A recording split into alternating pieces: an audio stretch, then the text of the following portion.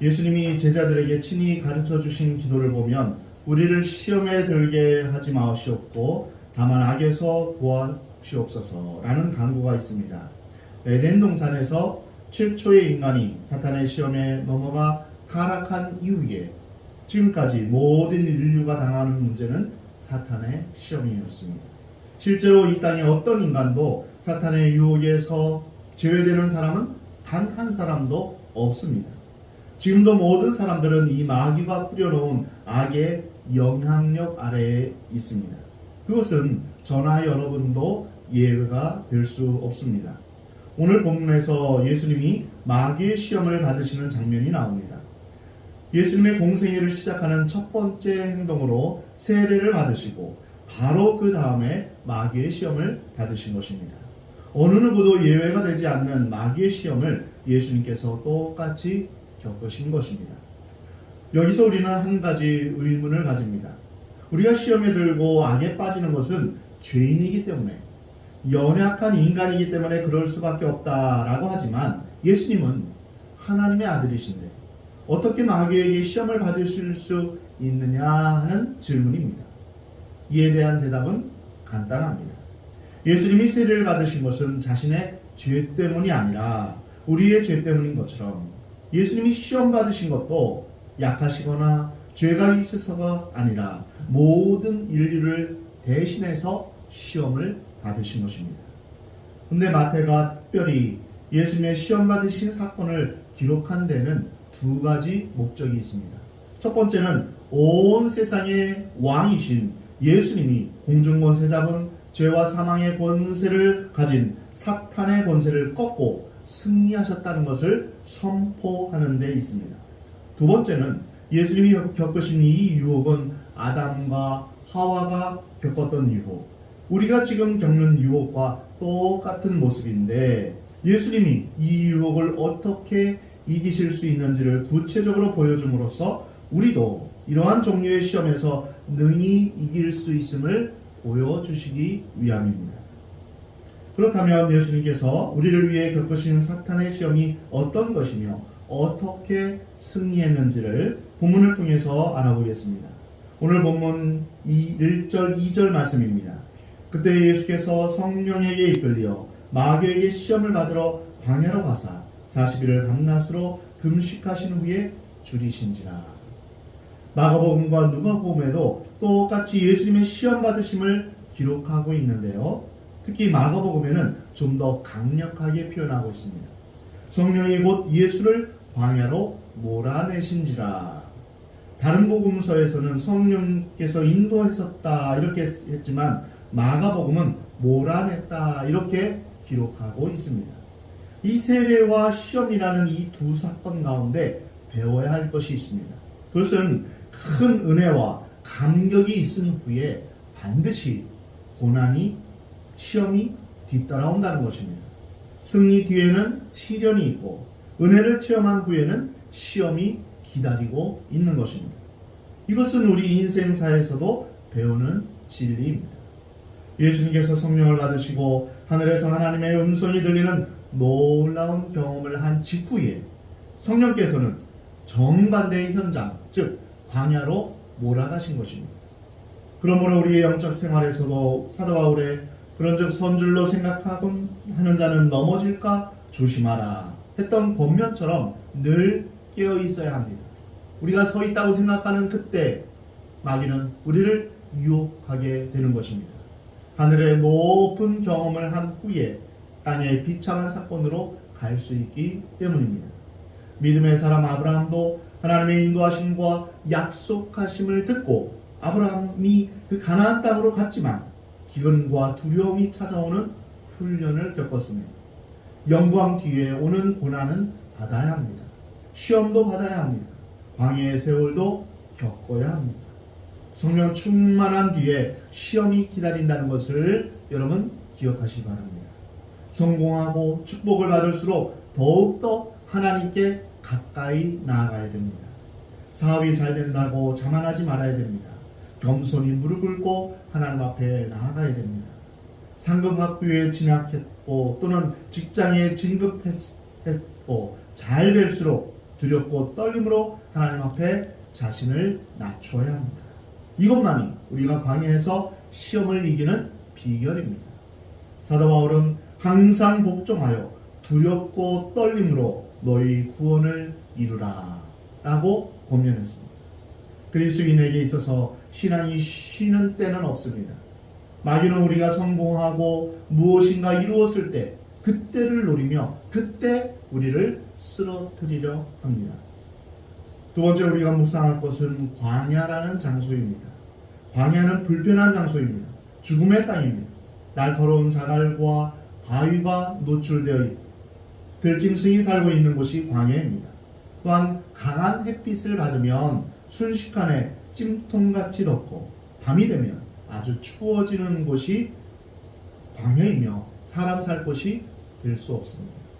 이와 정반대의 장소는 에덴 동산입니다. 지상에서 가장 아름다운 곳, 모든 것이 다 갖추어진 곳이 낙원입니다. 이런 최고의 환경에서 첫 번째 사람인 아담은 마귀의 시험에 실패했습니다.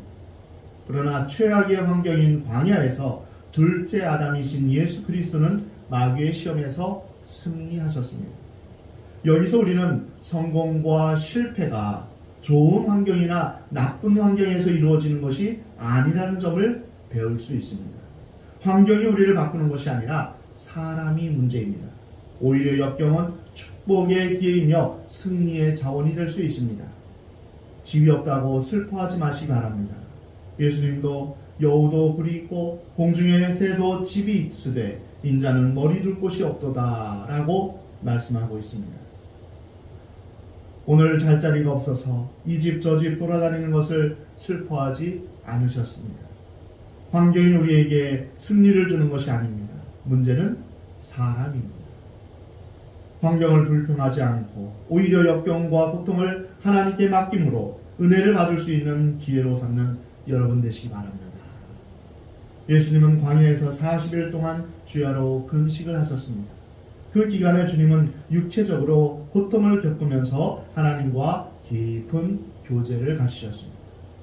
하나님과 깊은 교제를 갖는 사람은 환경에서 오는 고통이 문제가 되지 않습니다. 구약에서 모세는 시내 산에서 하나님의 언약궤를 받을 때 40일 동안 금식하며 십계명 돌판을 받았습니다. 엘리야가 지쳐 쓰러졌을 때 하나님께서 충분히 먹이신 후에 40주야를 걸어가서 하나님의 산 호렙에서 하나님의 세미한 음성을 들었습니다. 사도 바울은 은혜를 받고 곧바로 사역에 뛰어든 것이 아니라 3년 동안 아라비아로 가서 하나님의 말씀을 연구하며 하나님 앞에서 깊은 하나님과의 만남을 가졌던 것입니다. 위대한 사역에는 언제나 고통스러운 준비가 있습니다. 영적 훈련을 통해서 겪은 경험은 아주 소중한 것입니다. 육체적으로 고통을 겪으면서 영적으로 강해지는 것입니다. 그리고 자신의 고통을 통해서 다른 사람의 아픔을 이해할 수도 있습니다. 그리고 그 훈련 과정을 통해서 하나님께 더 가까이 나아가게 됩니다. 그리고 우리는 그 훈련을 받는 가운데서 마귀를 얕보면 안 됩니다. 마귀는 우리보다 훨씬 더 영악합니다. 마귀는 우리의 약점과 허물을 누구보다도 잘 알고 있습니다. 언제 화를 내게 될지 너무 잘 알고 있기에 약점의 순간에 버럭 화내게 만듭니다. 가장 정확한 순간에 돈을 내밀고 쾌락을 던지며 시험을 들게 합니다. 마귀는 우리가 좋아하는 것을 가지고 우리가 그것을 덥석 물기를 기다립니다. 마귀는 우리가 넘어질 수 있는 그 시간까지 끈질기게 기다립니다. 마치 낚시하는 사람이 미끼를 던져놓고 기다리고 또 기다리는 것처럼 우리에게 그 미끼를 던지고 유혹하고 나서 우리가 그것을 덥석 물기를 기다리고 있는 것입니다. 함부로 덤벼들지 않습니다. 정확한 때에 우리를 공격하는 것이 마귀의 특징입니다. 예수님이 가장 시험받기 좋은 때를 골라서 마귀는 공격하기 시작했습니다. 오늘 본문 1절에서 예수님이 광야에서 영적인 훈련을 하고 계실 때 마귀는 시험했던 것입니다. 대부분의 사람들은, 특히 믿음이 없는 그리스도인들은 마귀가 실제로 존재하지 않는다라고 생각합니다. 마귀를 만화에만 나오는 뿔 달린 괴물 정도로 생각합니다. 마귀는 지금과 같은 이성적이고 과학적인 시대에는 존재하지 않는다라면서 무관심합니다. 반면에 불신자나 믿음이 연약한 그리스도인들은 또 너무 지나치게 모든 것을 귀신이 한 것으로 해석하는 경우가 있습니다. 귀신을 쫓아내는 것을 너무 극단적으로 해석하며 성경을 오해하는 경우입니다. 그래서 마귀에 대해서 과소평가하거나 과대평가하는 것, 이 모든 것 다 옳지 않습니다.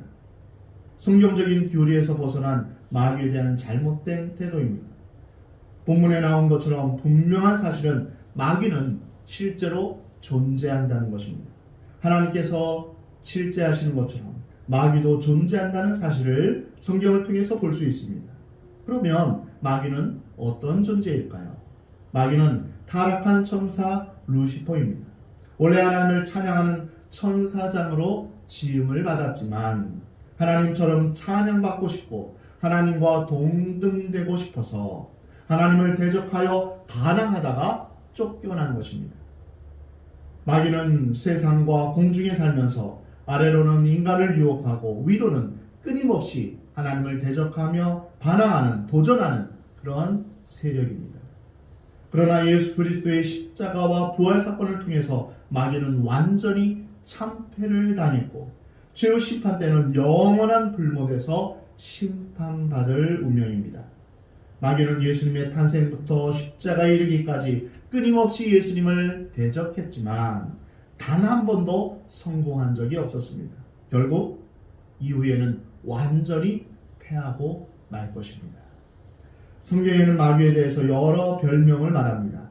시험하는 자, 더러운 귀신, 이 세상의 임금, 이 세상의 신, 공중 권세 잡은 자, 어둠의 세상 주관자, 악한 자, 참소하던 자, 용 혹은 옛뱀, 이렇게 말합니다.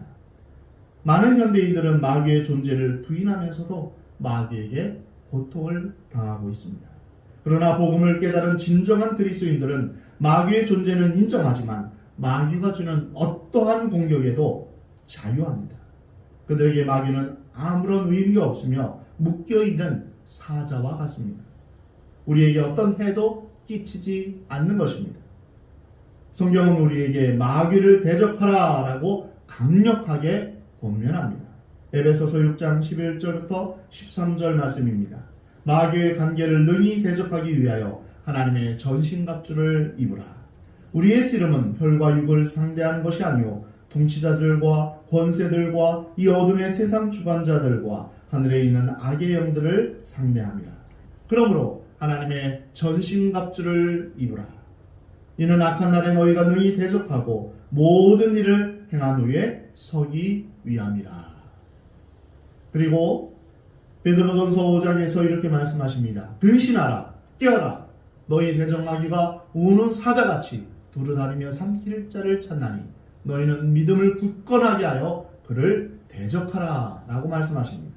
또한 야고보서 4장 7절에 보면 마귀를 대적하라. 그리하면 너희를 피하리라 말씀하십니다. 마귀는 사람으로 하여금 하나님께 불신앙을 갖게 하고 죄를 짓게 하는 그런 유혹을 합니다. 마귀가 주는 유혹은 우리에게 쾌락을 주고 돈을 주고 권력을 줌으로써 우리를 잘못된 환상에 적게 하고 결과적으로 하나님을 떠나게 되어 사람을 죽이고 파멸시키려는 그러한 목적을 가지고 있습니다. 사탄은 40일을 금식한 예수님이 배고프시다는 사실을 알고 시험했는데 그것은 하나님의 뜻과는 관계없는 일을 함으로써 하나님께 불순종하게 하고 하나님의 도움 없이 자신의 힘으로 메시아가 되라. 이렇게 속삭이며 스스로 구원을 이루게 하라는 유혹입니다. 근데 유혹은 언제나 마귀가 먼저 합니다. 그러면 성도는 그 유혹에 빠지게 됩니다. 마귀가 던져놓은 함정과 유혹에서 허우적거리고 방황할 때 하나님께서 개입하시고 그것을 테스트로 바꾸십니다. 그래서 우리로 하여금 겸손하게 하고 거룩하게 하고 온전하고 흠이 없게 만들어서 하나님의 영광을 나타내는 도구로 사용하시는 것입니다. 마귀는 분명히 예수를 파괴하기 위해 유혹의 손길을 펼쳤지만 하나님께서는 그것을 가장 가치 있는 승리의 기회로 바꾸셨습니다. 그래서 야고보 사도는 이렇게 말했습니다. 내 형제들아, 너희가 여러 가지 시험을 만나거든 온전히 기쁘게 여기라. 이는 너희 믿음의 시련이 인내를 만들어내는 줄 너희가 알미라. 인내를 온전히 이루라. 이는 너희로 온전하고 구비하여 조금도 부족함이 없게 하려 함이라. 하나님께서는 우리가 우리의 최악의 사건을 최선의 사건으로 바꾸어 주십니다. 사탄은 우리에게 여러 가지 유혹과 시험과 고통을 주어 파괴하고 죽이려고 하지만 택함받은 주의 자녀들에게는 하나님께서 도리어 그것을 사용하셔서 믿음을 강하게 하시고 성품을 거룩하게 하시며 인격을 온전하게 해주시는 것입니다. 하나님은 결코 사탄의 방법으로 우리를 시험하지 않으십니다. 야고보서 1장을 보면 사람이 시험을 받을 때 내가 하나님께 시험을 받는다 하지 말지니 하나님은 악에게 시험을 받지도 아니하시고 친히 아무도 시험하지도 아니하시느니라. 오직 각 사람이 시험을 받는 것은 자기 욕심에 끌려 미혹됨이니 욕심이 잉태한 즉 죄를 낳고 죄가 장성한 즉 사망을 낳느니라. 이처럼 우리는 우리의 죄와 욕심 때문에 시험을 받습니다. 그러나 그로 인해 우리가 마귀의 공격을 받을 때에도 하나님께서 사랑의 손길로 임하여 주셔서 오히려 그 시험을 연단의 기회로 바꾸시는 것입니다. 하나님께서 특별한 목적으로 우리의 믿음을 연단하실 때도 있습니다. 아브라함의 경우가 그렇습니다. 하나님은 아브라함에게 100살에 얻은 사랑하는 독자 이삭을 바치라고 하셨습니다. 그러나 그것은 아브라함을 난처하게 만들거나 파멸시키려는 의도가 아니었습니다. 그 믿음을 시험하여 복을 주시고자 하는 목적입니다. 마귀의 유혹은 우리를 파멸하게 하고 우리를 하나님으로부터 멀어지게 하는 것입니다. 그러나 하나님께서 주시는 그 시험은 하나님께서 우리에게 그 믿음을 연단하게 하고 더 성숙하게 하는, 그래서 더 큰 상급을 주시려고 하는 목적입니다. 그래서 이 아브라함이 순종했을 때 여호와 이레 하나님의 어린 양을 아브라함에게 보여주신 것입니다. 예수님은 육신으로 세상에 계실 때 죄인들이 받았던 세례를 받으셨고 우리의 구원을 위해 광야에서 40일 동안 금식도 하셨습니다. 그리고 사탄에 의해 시험도 받으셨습니다. 그는 육체로 계실 때 자기를 죽음에서 능히 구원하실 이에게 심한 통곡과 눈물로 간구와 소원을 올렸고 그의 경건하심으로 말미암아 들으심을 얻었느니라. 그가 아들이시면서도 받으신 고난으로 순종함을 배워서 온전하게 되셨습니다. 자기에게 순종하는 모든 자에게 영원한 구원의 근원이 되셨다라고 말씀하십니다.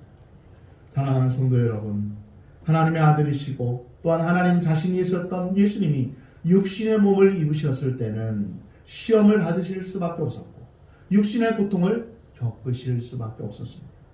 통곡과 눈물을 흘리실 수밖에 없었습니다. 그런데 하물며 우리야 어떻게 했습니까? 문제는 시험을 받을 때 거기에 낙심하고 주저앉지 말아야 된다는 것입니다. 시험 받는 것은 당연히 있을 수 있는 것입니다. 시험이 없는 인생은 없습니다. 문제가 없는 인생은 없습니다.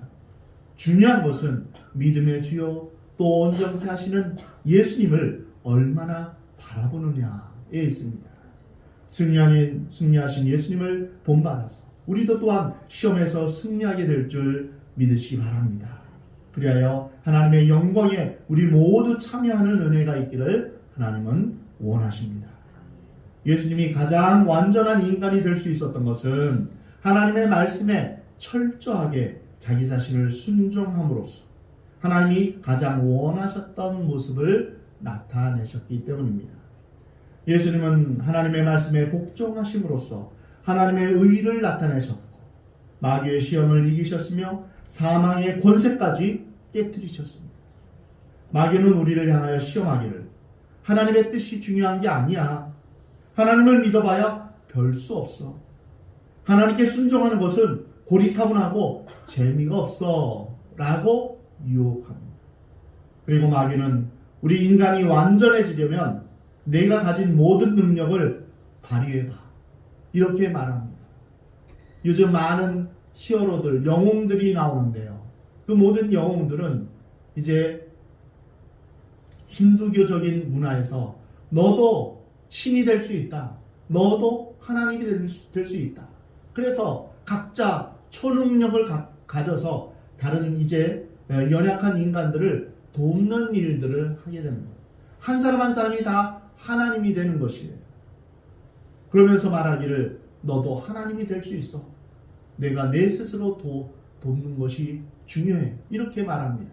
그러나 인간이 아무리 능력을 개발하고 발휘해도 완전할 수가 없습니다. 더욱이 우리는 몸을 가지고 있기에 식욕이나 성욕이나 명예욕을 이길 수가 없습니다. 근데 예수님은 우리가 완전해질 수 있는 방법을 가르쳐 주셨는데 그것은 바로 예수님처럼 우리가 하나님의 말씀에 복종하면 승리할 수 있다는 것입니다. 사랑하는 성도 여러분, 여러분의 삶에서 시험을 이기고 승리하는 길은 자신을 쳐서 하나님의 말씀에 복종하는 길밖에 없습니다. 예수님을 따르는 길은 자기를 부인하고 십자가를 지는 것입니다. 십자가를 지는 것은 자기를 부인하는 것입니다.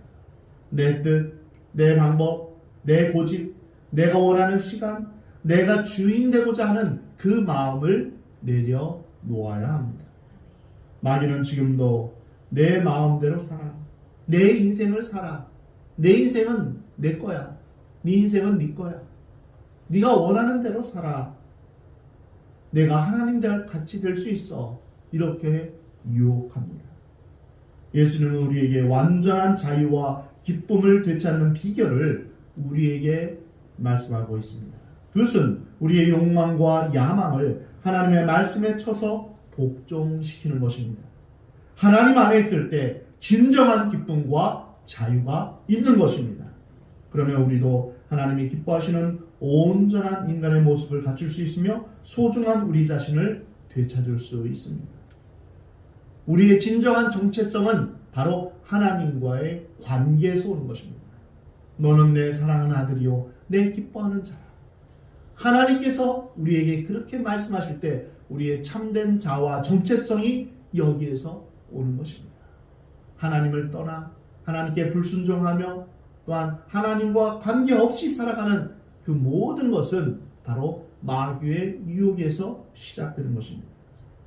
아버지를 떠나서 자유를 찾자, 돈을 찾아, 쾌락을 찾아 떠난 탕자는 비참해진 후에 결국 자신이 가장 행복한 때가 아버지의 아들로 살 때였음을 고백하고 아버지께 돌아옵니다. 사랑하는 성도 여러분, 하나님께로 돌아오시기 바랍니다. 하나님 품 안이 제일 행복합니다. 전능하신 하나님의 손 안에서 진정한 기쁨이 있는 것입니다. 전능하신 하나님의 그늘 아래에서 시험을 이길 수 있고 참된 평안과 안식을 누릴 수 있는 것입니다. 주님께 순종하여 누리는 놀라운 특권을 놓치지 마시기 바랍니다. 자꾸 하나님을 벗어나려고 하지 마십시오. 하나님 안에서 시험을 이기고 승리하며 하나님과 동행하는 영원한 복을 누리는 저와 여러분이 되기를 하나님은 원하십니다.